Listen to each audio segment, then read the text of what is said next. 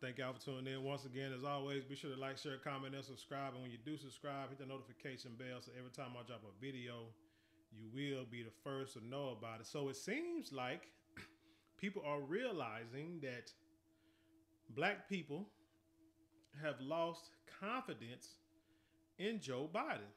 I wonder why. But anyway, let's go to this. This on NBC, on MSN.com by way of Fox News. Let's go to the supporting comment. Let's see what they got to say.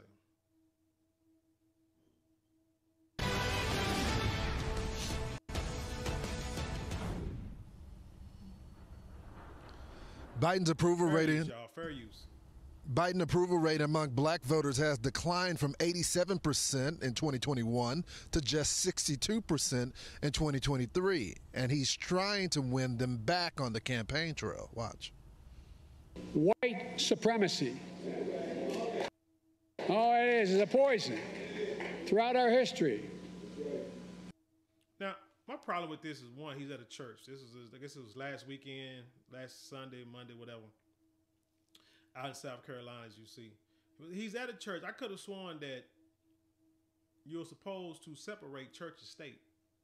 But yet, somehow, these politicians, mainly Democrats, going to these black churches about, I forgot what he's, I think what he's doing is on a campaign trail. They just so happen to be able to use the church as a place where he can speak. Go figure. But he's talking about white supremacy. Man, nobody want to hear that. It's been around forever. It's nothing new. It's been here since the beginning, the inception of this country, which is slavery and your destruction of the Native Americans, red man, whatever you want to call them. The destruction of towns that we had and neighborhoods, and for us, those of us that are the indigenous to this land. So it ain't nothing new. I mean, that's just what they do. But if you want to use that as a focal point or a talking point at this stage of the game, man, if you ain't talking about reparations, ain't nobody trying to listen to you. It's ripped this nation apart. He says no place. Ripped it apart. It's what built this country. It's what this country was built on. It ain't ripped it apart. It's just that people are now seeing it for what it is. And it's causing the quote unquote country to be ripped apart. Come on now. In America. Not today, tomorrow, or ever. Here he goes with that again. All while even fellow Democrats are expressing concern over whether he could even beat Donald Trump. Well, I'm not worried. I'm very concerned, and I've told him what my concerns are. I have no problem with the Biden administration and what it has done. My problem is that we have not been able to break through that MAGA wall. And new this morning, Democrats pouring major cash, $35 million to Black, Latino, Asian American, and Pacific Islander voters in the 2024 election. Excuse me. It kind of makes me wonder about how far $35 million can go. You're going to waste and spend that money to try to court Black, Latino, and Asian and Pacific Island people to vote Democrat. How are you going to do that? Especially for us. Because we, grassroots, let's say us voters, because I got my voter registration card. I should have brought it with me, but it's in the living room. Me, us in our 40s and younger, we are realizing that it's a bunch of hot garbage. And you also are losing white voters too, because what happened a couple of days ago, they had them migrants bust in to that school, told them school kids had to stay home and do virtual learning because the weather is bad and we got to make sure the migrants got somewhere to stay because of high winds. Not really like a blizzard where there's ice and stuff like that. It was just going to be high winds and they didn't know if the roof was going to last. So they said to get these migrants somewhere to live. No housing for a little while. They wasn't vetted. They had no metal detectors. They just let them in to go sit on a second story gymnasium, second floor gymnasium. While the parents had to come up with a way to make sure that their kids are at home supervised and making sure that they are learning that day. And we know how virtual learning hurt our children during the pandemic. But yet, you thought that was the best course of action because you got to protect those non-citizens, those non-tax-paying non-citizens first. So what you gonna do with this $35 million? Because us black people is like saying, man, we sick of this. You putting these immigrants ahead of us, and we're not getting nothing. Where's our reparations? But this goes to a point. I was talking to my mom last night, and we were talking about racism and how a lot of these kids don't want to hear about civil rights, Jim Crow, things of that nature. They think that everybody's all kumbaya. They don't want to deal with it. But then you try to tell them, hey, you got to pay attention to your past and you got to pay attention to what's really going on presently, because unlike a book or a movie where dramatic and traumatic things happen like real quick within a matter of 2 hours or the days it takes you to read that book, things happen over time. It's a gradual approach. And then by the time you realize what's going on, it's too late. It's kind of like gentrification. You say, man, look, they bought so-and-so, sister so-and-so's house down the street. Man, they said they're going to fix it up so it can look nice. And they're going to, that way somebody can have a nice home. And they said they're going to do it to other houses in the neighborhood so that we can have nicer homes so the neighborhood won't look so run down. Thank you, Jesus, for that happening. But then what you're not seeing is your house, which is worth, let's say, $50,000. That house, all these houses, your house is up and running. You're living, it's worth $50,000, $60,000.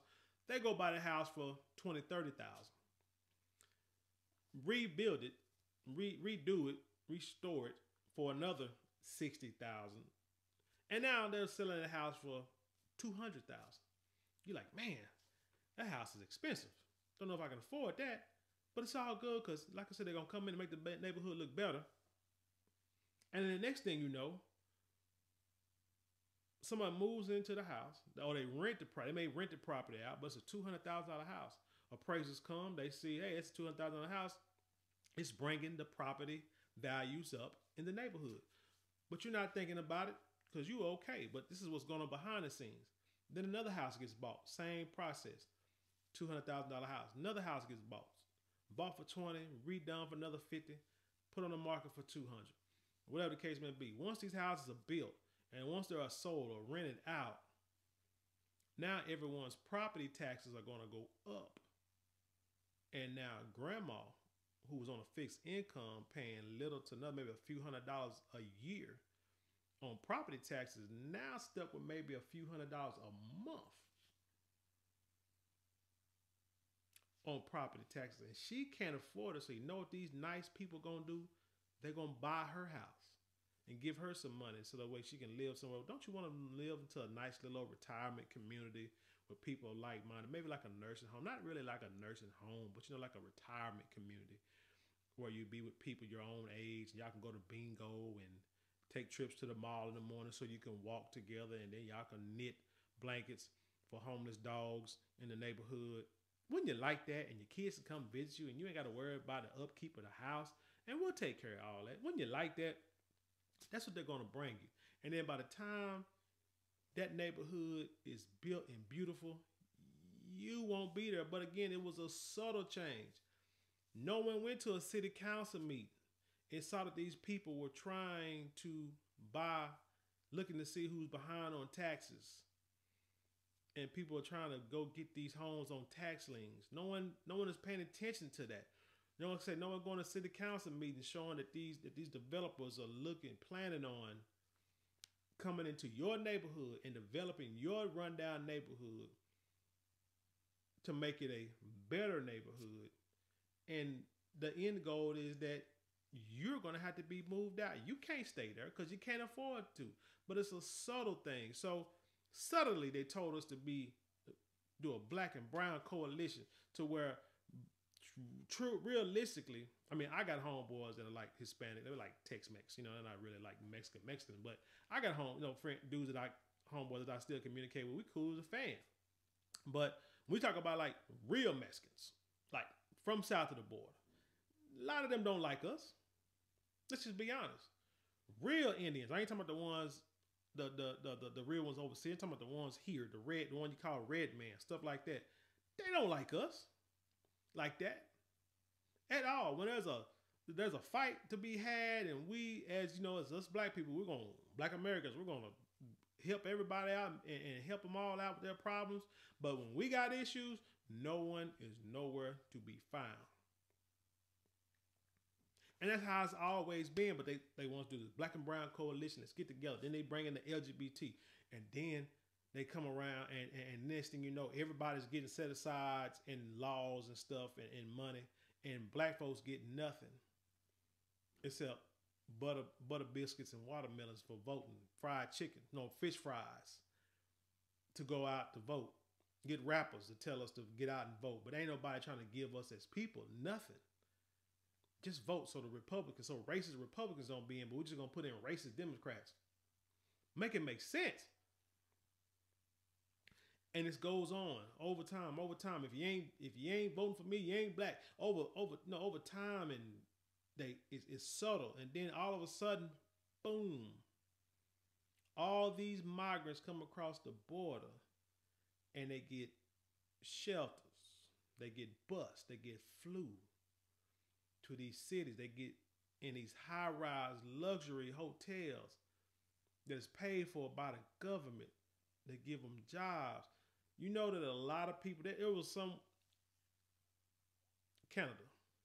You know, Canadians, they did this little project or whatever, and they gave some of their homeless citizens money. Like gave them cash, checks or whatever. And I think to see what they were going to do with it. And you know the majority of them use that money to pay bills, to get into housing, temporary, albeit, trying to find jobs, get back on their feet, put money in savings. Do you know that's what homeless people will do? The majority of the homeless people will do with their money. Yeah, you got some people that are on drugs, alcoholics. You got some people who got mental health issues and they should be somewhere in a hospital or institution where they can get help. Not in prison, but help. But you know, the majority of the people that are, and I think this happened somewhere else in America, I think they did one time. But the studies have shown that the majority of the people that if you help them, they would do what they need to do to give them their feet. I saw a story where a young lady, she was homeless, had 2 kids, and somehow started some kind of cosmetic line out here in Dallas and became a millionaire within a 2 years time frame because she utilized what the benefits and the stuff that they gave her. She used it to come up. They got places now where women can go in battered shelters where they can have their own apartment, bring your kids. Nobody know where you at. You only paying like a few dollars a month for rent. And you could use that time to go to school, get your job, get a career, save you some money so you can get out on your own and be a productive member of society. But you got some who won't utilize that stuff. But my point is the majority of the homeless people out there, these studies show that they would use that money to try to do better. But yet, you take people you know nothing about, from a country you know nothing about, from a culture you know nothing about, and you allow them to come here, and instead of doing for your own folks, 70% of the homeless people in Chicago are black Americans.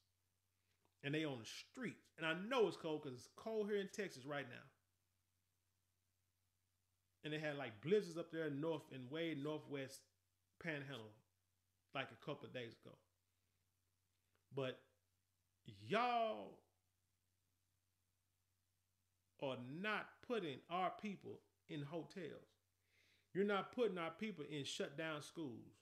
You're putting these people in there. And then you letting them go free about the country. And giving them like thousands of dollars to help pay for rent, stuff like that. For people you know nothing about. This is why I know it's got something. There's something behind the scenes we know nothing about. It's money. These corporations make a lot of money. I saw an article that said that immigrants help stabilize the economy when you got inflation and joblessness and stuff like that. They help stabilize the country. So that's bottom line why they're doing this. Because this is what I see. You let as many people as you can get in. You vet those. You do it like just a big mass bolus of people coming in. You take them, you process them, you vet them, you give them jobs. The jobs that they say that we don't want, but it ain't that we don't want. It's just that you ain't paying enough for us to live in the society that you created. They give them jobs, they give them housing, and then those that don't pan out, they kick them to the curb, they kick them to the street, or they ship them back. That's all this is. That's all this is. They bring them all in doing this. It's like a mass hiring, it's like a mass, like what do you call it, like a plantation slave sale, pretty much. You know how they say they brought us over here on boats, sold slaves, and whoever made it. Whoever didn't, got rid of them, and they go back and do it again. It's the same thing, but it's just coming from south of the border. They got an easier way to let them in, bring them in, vet them. The ones that's gonna work, they're gonna work. The one that ain't, hell, put them on the street, ship them out. If they commit crimes, we put them in prison. We'll make them work for free in prison. That's all this is, man. That's all this is. It's just done on a larger scale, all at once. Don't be fooled. But like I say, it's vetted. It's done over a period of time. Then by the time you realize what's going on, it's too late. And there's very little you can do about it. But what you can do right now is to change. Here to react, Republican voter Dorothy Harp and Democrat voter Jason Brown. Thank y'all so much for joining me on the program. Dorothy, I met you in Georgia before. You were fired up. And are you still supporting Donald Trump? And if you are, why? Yes, I am still supporting Donald Trump. And here's why. The black voters realizing now that Biden has failed this administration. Heck yeah. He has the prices of gas and everything is so expensive. And I spoke with some of the black voters yesterday, and they said that everything was better under the administration of Donald Trump. So they look forward to going back to the Republican Party and voting for Donald Trump because they said Biden has failed us. Now, I'm not going to say who you should. I'm not going to say who you should vote for. I'll tell you who you shouldn't vote for, and that's going to be the Democratic Party. It's black people who need reparations. Shout out to the reparations movement. But a lot of people saying that everything was better under Donald Trump, which it was for American citizens. And now it's going to hell in the handbasket for us American citizens. So everybody want Donald Trump. If we can get somebody with I guess, who can do the things that Donald Trump did, but maybe be a little younger. Because let's be honest. Truthfully, Donald Trump and Joe Biden should not be running for president because they're too old. Joe Biden's mind is gone. I don't even see why they still put him out there. They need to put but I think they're afraid to put somebody new out there because, but you did it with Obama. But Obama was somebody who had been in the Senate, like a year or two? Hadn't been in politics, major politics that long. And y'all made him president. So, you did it with Obama. You can't find nobody else to do it with. You know what I'm saying? But yeah, Biden is just too old. They said Biden did not deliver on anything he promised. And they feel like President Trump can relate to the black community. Trump just can relate to people, period. Just those Trump came in a non-politician doing things that politicians didn't want him to do. Putting stuff out there in the public. Biden, yes, they have failed, haven't delivered on no promises. Ain't no anti what's it called? The George Floyd bill, whatever. No anti-black hate crime bill, no reparations. There's nothing. Black people are not getting, but you allowing other people to get things, which is the problem. More than Biden. And so that's why I'm supporting Miss Dorothy. Miss Dorothy, I've heard some similar comments. Jason, you're a Democrat. What are you hearing from folks within the party? Do you think Joe Biden has what it takes to win black voters over? Heck no. I think that he has some of the democracy to win voters over. The fact that he did address the plague of the white supremacy and how it has affected America from day one is something that we haven't heard from many of our presidential. Hold on. Y'all probably can't see or didn't pay attention, but I'm looking at this guy, seeing where he's talking from. It's an Alabama Democratic voter. Notice what he has on.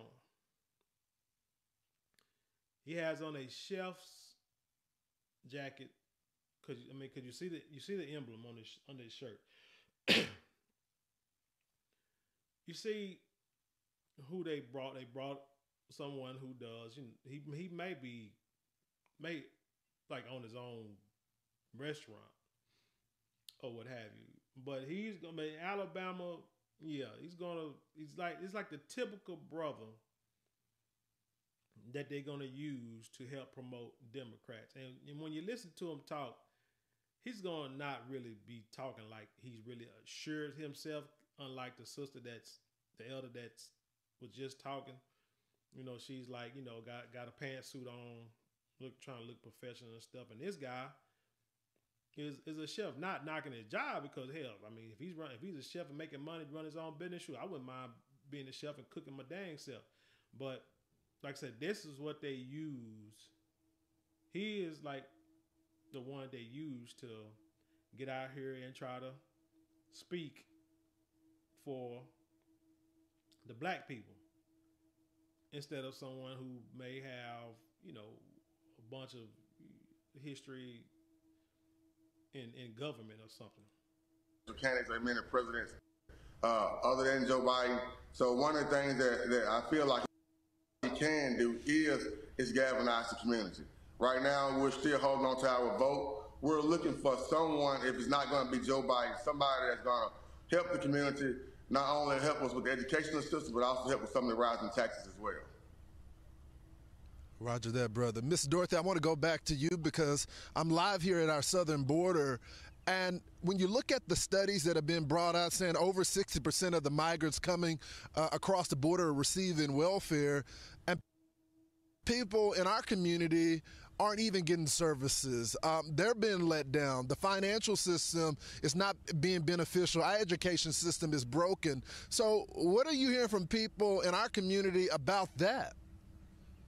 Yes, some of the people I spoke to yesterday, they said that they feel like when Trump was in the White House, we had the borders more secure, and Biden had letting the border got out of hands and a mess, and they just kind of like Biden.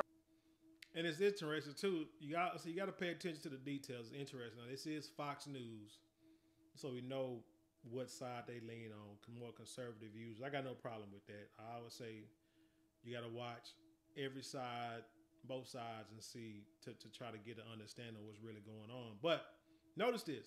This is a black lady, older black lady in Atlanta. And Atlanta is supposed to be, you think Atlanta, you think of Martin Luther King Jr., right? Black folks, Democrats, liberals, or what have you. But somehow Fox News got a black woman, an older black woman who would be part of that whole civil rights era thing, right? Somehow they got her to comment on this from Atlanta. But then her brother is from Alabama, which would mainly be like you would think of conservative, or let me not use that word, racist, podunk, redneck politicians. I wonder what's behind that. Don't really care about the American people. He say he does and pretend like he does, but he really don't. They feel like they can relate to President Trump because President Trump did have the border under control, and they want better. And they tired of the malarkey. They tired of the BS and all that stuff that they feel like they've been going through with. So that's why they wanted to. Such a good point, Miss Dorothy. Jason, what about what Miss Dorothy is talking about? The community wants more, and it seems like illegal migrants have become a priority, and our community hasn't been such a priority. What do you say to that? That's true to a certain extent. I mean, America's always going to be a place where people seek refuge. That come in to pursue the quote American dream. So we created a system where people look to come here. Now all of a sudden we're kind of, I guess, upset or mad about that. What we have to No, fella, what we're mad about is how they're allowing people, and you see the video, how they're allowing people to come across. They're coming across a freaking river. They're not going to the checkpoints, checking themselves in. They're doing it illegally. They're going through barbed wire, razor wire to cross over the border and then try to seek asylum. Yes, America has always been a country of immigration because that's how it started. What the way the society is not for the Aboriginal and those of us who've been here since day one, but when them folk came over here, was forced to come over here, either sit in prison or go to the new world and try to create something. That's what it was. And then your Statue of Liberty, and you had what is it called, Ellis Island or what have you. And that's just it's what the country is founded on. But there were ways to do it. There are systems in place to make sure it's done correctly. So no, we're not saying that we're mad at immigrants for wanting to come over here. We're just saying, what the heck is up with the process? Do as a country is put in place policies and procedures that will allow those people that are coming here to help us. Right now, some of the lower working class jobs that some Americans used to do back in the day because they've now got educated or now become entrepreneurs of their own, we're needing people to replace some of the working class everyday citizens. My issue is that we're not putting a process in place so they can be formally implemented into the working class, so that we do have people that can come in and do some of the jobs like I need, like dishwashers and servers and cooks. Those are technical skills that some of the American kids are starting to kind of shy away from. They're more content creators. Yeah. They're more into the tech world. So we need laborers. We need workers. So if we got a process in place that we can allow those people to come in, get acclimated, and come in and do some work. Now, when it comes to governmental benefits, I don't think that an immigrant should come in and just take over and get all the benefits in the world. Yeah, I think a lot of people agree with that as well, Jason. I think a lot of Americans want anybody to come to the country as long as they're doing it the right way. Jason, Miss Dorothy, thank y'all so much for joining the program. So here's the thing to wrap it up. You can tell that the brother, that's a chef. Yeah, he tried to talk up the Democrat, but you can tell he's frustrated about what's going on. And I don't blame him. Like saying they coming over here, because I'm sure he got a few immigrants in his kitchen, working. So he's going to have to speak up to what's going on, speak positively about what's going on. So I'm sure that's probably why they chose him, or why he is the spokesperson at this point right now. But Joe Biden, they are losing a lot of support, from black people, from the black voters, because we don't see what's going on. We don't see it. They want us to stay ignorant, but they want to keep throwing stuff in our face. Eventually, people are going to want to know, going to want answers. They want to know what's going on, one way, shape, or form, or another. And got to a point to where now, if you can't explain why you allowing these people to come over here getting these benefits, getting this free housing, getting these shelters, getting money for living expenses off the rip. If you can't tell us that, then you can't expect us to vote for you. We're not going to do it. Are we going to vote for Donald Trump? Who knows? Are we going to vote for an independent party? Who knows? But the goal is to not vote for the Democrats like the hell with. They're going to do it. They're going to do it. They're going to keep doing this. You're going to do it without me. What's the line in the Batman movie where he said, I don't have to kill you, but I don't have to save you either. And he just flew away and let Ra's al Ghul die in that train, flying off that train. That's how we gotta look at it. We ain't gotta vote for you, but we sure ain't. No, I'm saying we sure don't have to we don't have to, but we don't have to vote for the other person, but we sure don't have to vote for you either. So it is what it is. I'd like to know what y'all think. Leave your comments below, and then share this with the world. And with that being said, I'll leave you in peace, and I'll see you on the other side.